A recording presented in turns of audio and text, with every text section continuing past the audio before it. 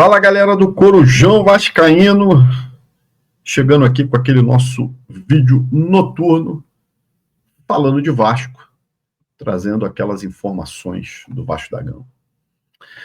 Hoje foram apresentados oficialmente o zagueiro colombiano Cuesta e o meio atacante Matheus França, que inclusive já estreou contra o Sport. O Cuesta chegou, não vai poder jogar quarta de final da Copa do Brasil, porque não foi inscrito a tempo, né? A inscrição foi até o dia 26 de agosto. Mas caso o Vasco passe, aí ele pode ser inscrito, porque a inscrição vai até o dia 3 de outubro, então ele pode ser inscrito para uma semifinal. E aquelas perguntas, né, tradicionais de coletivas do Vasco, sem muito conteúdo, né, mal elaboradas, que a gente já está acostumado, mas alguma pergunta ou outra acaba salvando, né? O Matheus França perguntaram para ele por que de ter vindo ao Vasco, né? Ele que é cria da Mulambada, ele sequer citou o nome da Mulambada, falou, né, que jogou lá no outro time, mas que agora é Vasco, está no Vasco, vai dar o melhor de si, aquele jargão, né, aquelas mesmas frases de efeito, né? E disse que o Diniz teve papel fundamental na vida dele, né? Tanto ele, que citou também o Felipe Maestro, que hoje, inclusive, dia 2 de setembro, é aniversário de Felipe Maestro, 48 anos.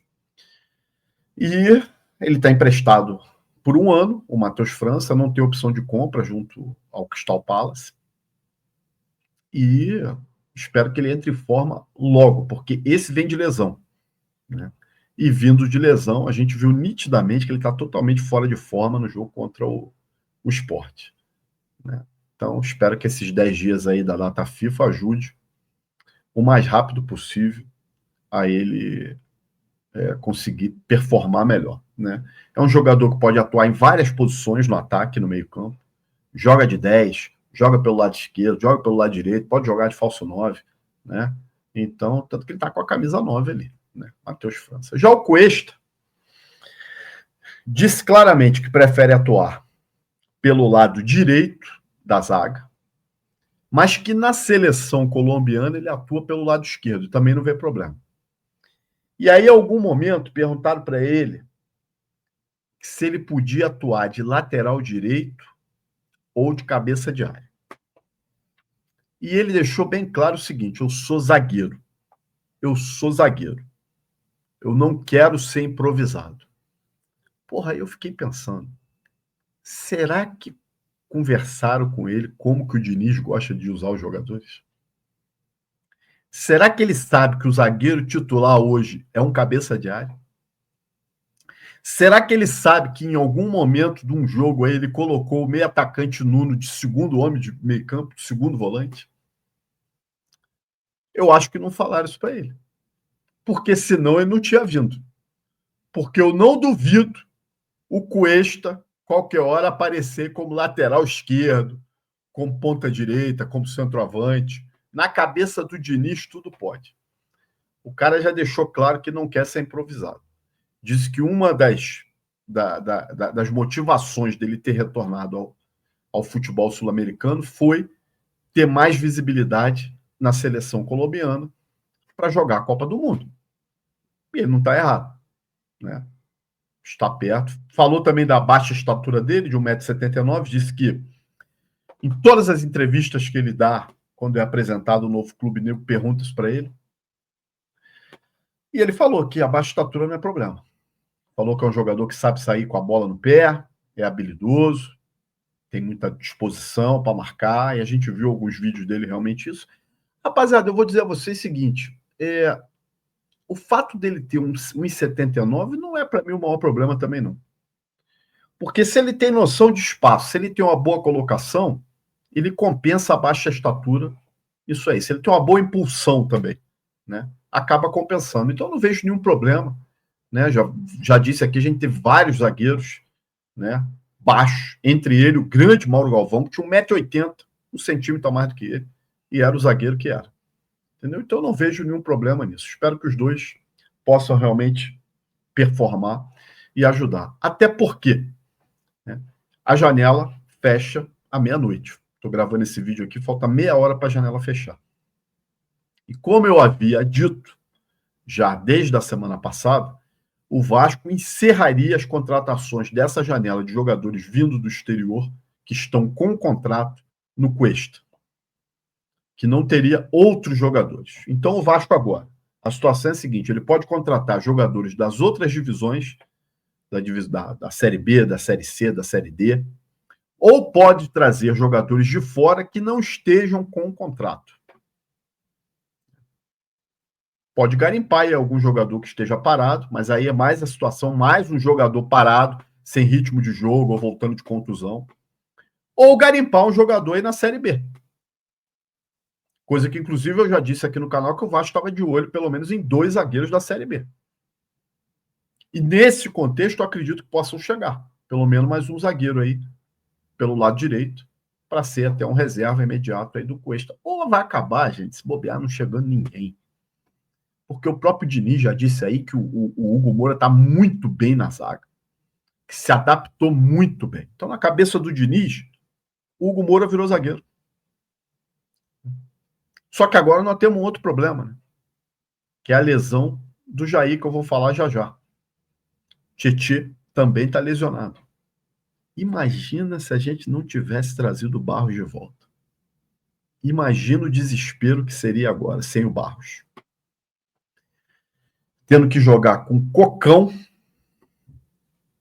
que é o Cocão, tendo que jogar com o Thiago Mendes, que está totalmente fora de forma, o Sforza mandar embora.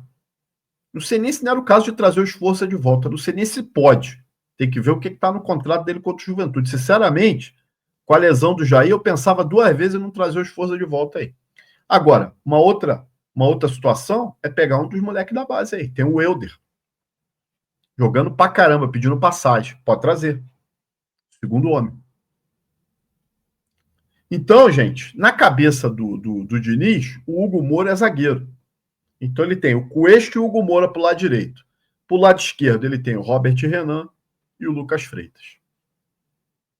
É a zaga. E tem o Lucas Oliveira aí que voltou a ser utilizado, né? Já botou o Lucas Oliveira de primeiro volante, disseram outro dia que ele estava treinando de lateral direito. Pode jogar pelos 2 lados da zaga, já jogou. É o que nós vamos ter, porque o Maurício Lemos é carta fora do baralho. Agora a pergunta que eu faço é o seguinte: a janela fechou, né? Havia expectativa, até divulguei isso no canal, da saída do Jean Davi, da saída do Lloyd. E o Maurício Lemos também está encostado, eu disse que seria uma saída mais difícil. Nenhum dos 3 saíram. Pelo menos até agora. Pode ser que até meia-noite eles anunciem, mas até agora nenhum dos 3 saiu. O que vai ser feito com esses 3 jogadores? Pode fazer um cálculo por baixo aí, deve dar uns 700 mil a 800 mil de salário esses 3 jogadores aí. Por baixo, tá? Por baixo, tá? 700 a 800, podendo até ser um pouquinho mais. O que eles vão fazer com o Lloyd, com o Jean Davi e com o seu Maurício Lemos? Vão ficar pagando salário para esses caras ficarem encostados? Lembrando que os 3 são contratações da gestão Pedrinho, tá? Lloyd, Jean Davi e Maurício Lemos.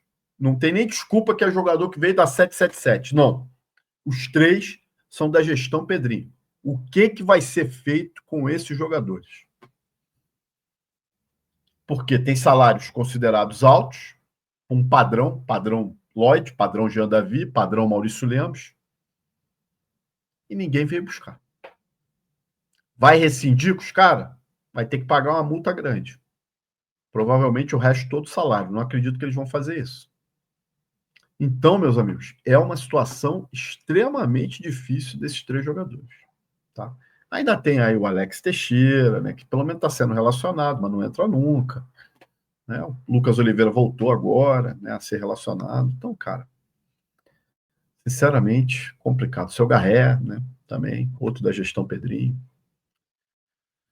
Bom, eu coloquei no X hoje lá, se você não segue a gente, @Corujão Vascaíno, um questionamento para a CBF e para o STJD. os responsáveis pela lesão do nosso volante Jair, se eles não serão punidos. O Aderlan, acho que é Aderlan, né? O nome do jogador do esporte, que lesionou o Jair. O STJD não vai fazer nada em relação a esse jogador, que hoje, inclusive, se pronunciou pedindo desculpas ao Jair, dizendo que está sendo ameaçado por torcedores do Vasco, que eu também acho totalmente errado isso aí. Evidentemente, eu não acredito que o Aderlan tenha ido na maldade em relação ao Jair, não acredito, mas ele foi imprudente. E a imprudência dele causou essa lesão gravíssima no nosso jogador. Então, de alguma forma, o STJD tem que agir para punir o jogador dentro das regras do jogo. Do que o STJD pode fazer. Agora, e sobre o seu Rafael Claus, árbitro, que se acha o pica das arbitragens, que se acha de uma soberba, que estava a 1,5 metro do lance da contusão do Jair, o que a CBF, a comissão de arbitragem, vai fazer em relação a esse árbitro? Vão passar pano e na próxima rodada ele vai estar aí livre para apitar, para cometer outra merda? Claro que vai, né? Claro que vai, porque Daron, o Wilton Pereira Sampaio e o seu Klaus, eles podem fazer a merda que quiserem, que eles não são afastados. Tem mais outros aí, mas esses três principalmente. Eles podem fazer a merda que quiserem, que a CBF faz vista grossa. Isso aí era caso para a CBF, para a comissão de arbitragem, já ter divulgado alguma nota falando do seu Klaus. Ou ter divulgado o áudio do VAR. A gente sabe que só divulga o áudio do VAR quando ele vai na cabine. Nesse caso, ele não foi. Mas eu acho que por ser um caso que causou uma seríssima contusão no jogador, ele deveria, a CBF, excepcionalmente, deveria divulgar o áudio desse VAR. Mas não vai fazer. Né? Porque é de uma covardia, né? Absurda. O que aconteceu, né, com o Vasco da Gama, e especialmente com o Jair, né? Cara, foi uma coisa muito lamentável, tá? Porque o Jair era o jogador que voltou de contusão entre todos que operaram aí, o Jair, o David, o Paulinho, o Adson, que depois acabou se machucando de novo, era o que estava no melhor momento. O David até retornou bem, começou bem, mas depois caiu de produção. Agora, o Jair, cara, ele estava fazendo uma função que hoje no elenco a gente não tem outro jogador para fazer, que era de dar um alívio para o Coutinho, não precisando o Coutinho ter que voltar lá na área para buscar a bola e percorrer um espaço de campo enorme para poder chegar numa zona onde ele pudesse criar alguma jogada. O Jair estava fazendo esse papel e muito bem, porque o Jair tem habilidade no pé. O que a gente sempre cobrou no Jair foi intensidade. Intensidade. Para o que um segundo volante precisa. Mas com a chegada do Barros, foi um casamento perfeito. O Barros tem essa intensidade, o próprio Barros citou isso. O Barros tem essa intensidade e deixava o Jair mais livre para poder chegar à frente, encostar no Coutinho e dividir a função de armação do meio-campo. E ele fez isso contra o Botafogo, ele fez isso nesse jogo do Sport, até quando jogou, né? E fez muito bem. E aí vem essa infelicidade, essa irresponsabilidade desse jogador e da própria arbitragem. E aí o Jair agora fica parado aí pelo menos de 8 a 10 meses. É o joelho novo, não é o que sofreu a contusão, ou seja, agora ele vai ter os 2 joelhos operados, o que eu acredito que complique muito, né, a sequência da carreira do atleta. Eu espero estar errado, sabe? Espero que ele consiga voltar em ótima fase, que ele consiga voltar performando bem, né? Agora, que é muito triste o que aconteceu, e eu desejo sorte aí para o Jair, que ele possa voltar o mais rápido possível, né? O Vasco hoje postou um vídeo, né, de apoio ao Jair, né? Um momento muito difícil que está vivendo ele e a família dele. Eu queria passar esse vídeo aqui, para quem não teve oportunidade de ver ainda, dá uma olhada.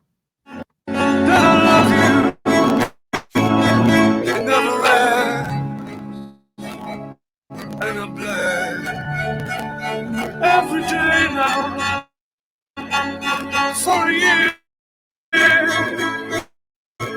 for you.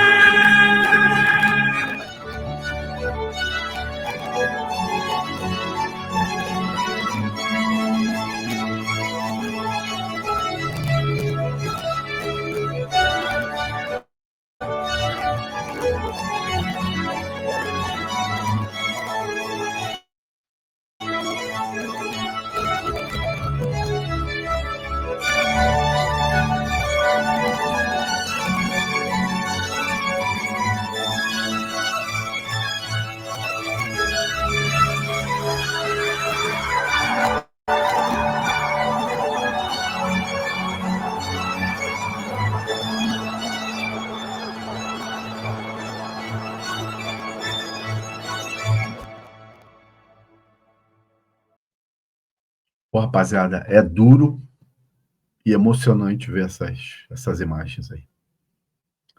Espero que a equipe do Vasco leve isso como motivação, principalmente nos jogos da Copa do Brasil, que seria espetacular a gente conquistar esse título. Eu sei que é muito difícil, mas seria espetacular a gente conquistar esse título e dar de presente para o Jair.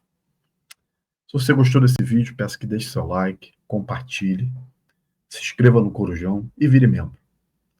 Segue a gente no Instagram, Corujão Vascaíno, e lá no X, @Corujão Vascaíno. Um abraço, gente. Até a próxima.